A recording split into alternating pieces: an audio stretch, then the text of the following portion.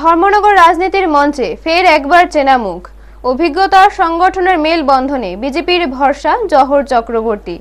আসন্ন ধর্মনগর উপনির্বাচনের জন্য ভারতীয় জনতা পার্টি জহর চক্রবর্তীকে প্রার্থী হিসেবে ঘোষণা করেছে। বৃহস্পতিবার তিনি আনুষ্ঠানিকভাবে মনোনয়নপত্র জমা দেন। দীর্ঘদিন ধরে দলের সঙ্গে নিবিড়ভাবে যুক্ত থাকা এই নেতা তৃণমূল স্তর থেকে সংগঠনকে শক্তিশালী করতে গুরুত্বপূর্ণ ভূমিকা পালন করে আসছে।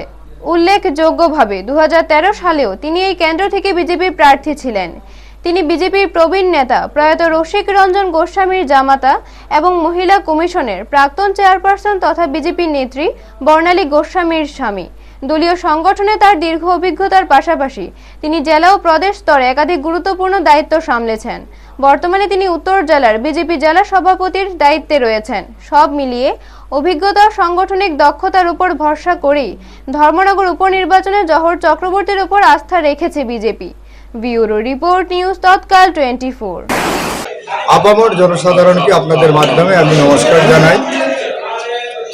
ধর্মনগরের জন্য মেসেজ একটাই, আমরা সবাই মিলে ধর্মনগরবাসী, আমরা জাতি ধর্ম বর্ণ নির্বিশেষে সবাই মিলে আমরা ধর্মনগরকে উন্নত ধর্মনগরে তৈরি করবো, এটাই হচ্ছে আমাদের মূল্য। দাদা, দীর্ঘদিন ধরে এই দলে আছেন, দীর্ঘদিন ধরে এখানে আপনি বিভিন্ন ভাবে কাজ করে যাচ্ছেন। আজকে 56 মনোনয়ন প্রার্থী হিসেবে আপনি মনোনীত হয়েছেন। দীর্ঘদিনের জীবনের অভিজ্ঞতা নিয়ে কি বলবেন? দেখুন, এখানে ভারতীয় জনতা পার্টিতে দীর্ঘদিন নতুন পুরোর এরকম কোনো কথা নেই। ভারতীয় জনতা পার্টিতে বিগত দিনে যারা এসছেন ওনারা ভারতীয় জনতা পার্টির নিষ্ঠাবান কার্যকর্তা, আর নতুন যারা আসছেন সবাই নিষ্ঠাবান কার্যকর্তা। ভারতীয় জনতা পার্টি সবাইকে নিয়ে কাজ করে এবং সবাইকে নিয়ে চলে যে দল, সেটা হচ্ছে ভারতীয় জনতা পার্টি। আমার অভিজ্ঞতা এটাই। আমার রাজনৈতিক জীবন আজকে 42 বছরের মতো হয়ে গেছে। হ্যাঁ, সেই রাজনৈতিক জীবনের অভিজ্ঞতা থেকে মানুষই হচ্ছে শ্রেষ্ঠ।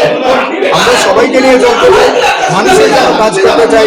কারণ আপনারা দেখেছেন আমাদের ভারতবর্ষের যশস্বী প্রধানমন্ত্রী একটা কথাই বলেন, সবকা সাথ সবকা বিকাশ সবকা বিশ্বাস। সেই নীতিতেই আমরা ভারতীয় জনতা পার্টি বিশ্বাসী।